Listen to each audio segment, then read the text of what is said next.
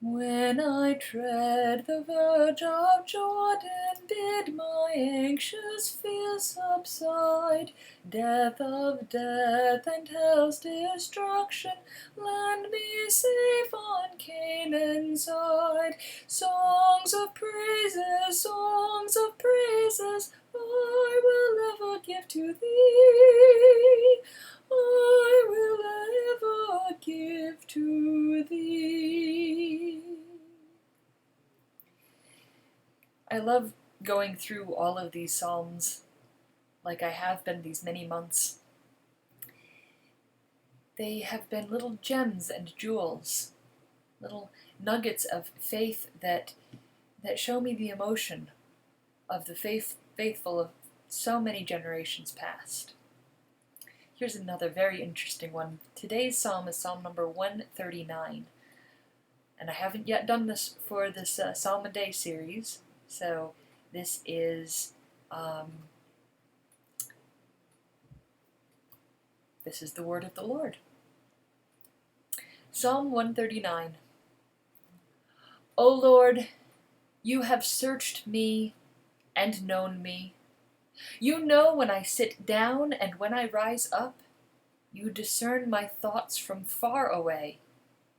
You search out my path and my laying down, and are acquainted with all my ways. Even before a word is on my tongue, O Lord, you know it completely. You hem me in, behind and before, and lay your hand upon me. Such knowledge is too wonderful for me. It is so high I cannot attain it. Where can I go from your spirit? Or where can I flee from your presence? If I ascend to heaven, you are there. If I make my bed in Sheol, you are there. If I take the wings of the morning and settle at the farthest limits of the sea, even there your hand shall lead me, and your right hand shall hold me fast. If I say, surely the darkness shall cover me, and the light around me become night, even the darkness is not dark to you. The night is as bright as the day. The darkness is as light to you. For it was you who formed my inward parts. You knit me together in my mother's womb. I praise you, for I am fearfully and wonderfully made.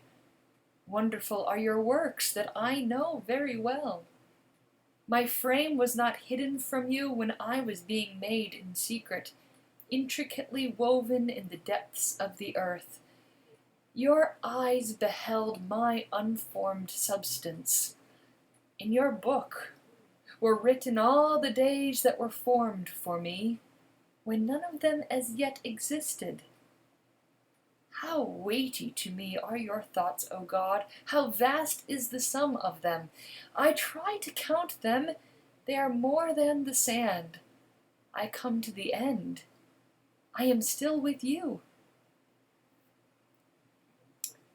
Oh, that you would kill the wicked, O God, and that the bloodthirsty would depart from me. Those who speak of you maliciously and lift themselves up against you for evil. Do I not hate those who hate you, O Lord, and do I not loathe those who rise up against you? I hate them with a perfect hatred. I count them my enemies. Search me, O God, and know my heart. Test me and know my thoughts. See if there is any wicked way in me, and lead me in the way everlasting. Amen. So this past Sunday, as part of my sermon, I proposed an 80-day kindness challenge. And it was an interesting concept. I have a pledge, and if I haven't yet by this time, I will certainly post that pledge, probably to the Facebook page of SUPC. as part of that pledge, I asked people, including myself, to look at how we are interacting with one another and do so with honesty and integrity. And I have to say that at this last section of this particular psalm, "Oh, that you would kill the wicked, O God, and that the bloodthirsty would depart from me," it reminded me of that kindness challenge. Because you see, part of God's kindness is also God's justice, which sees what the oppressed are going through. And it lifts up any who have faced injustice. God's kindness does rebuke wrongdoing. It is not up for us to judge. It is up to God to judge. But we also have clues that God has given us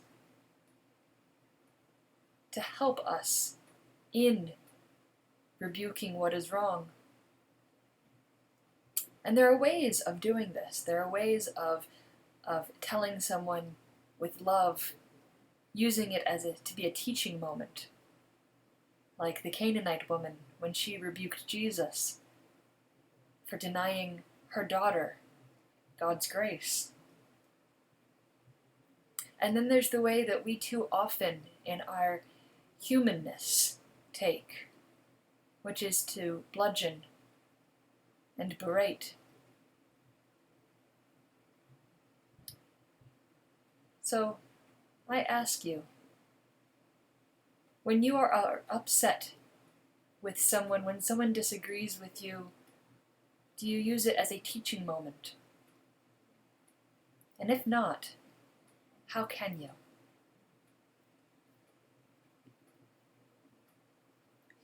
God be with you till we meet again. When life's perils thick confound you, put unfailing arms around you. God be with you till we meet again.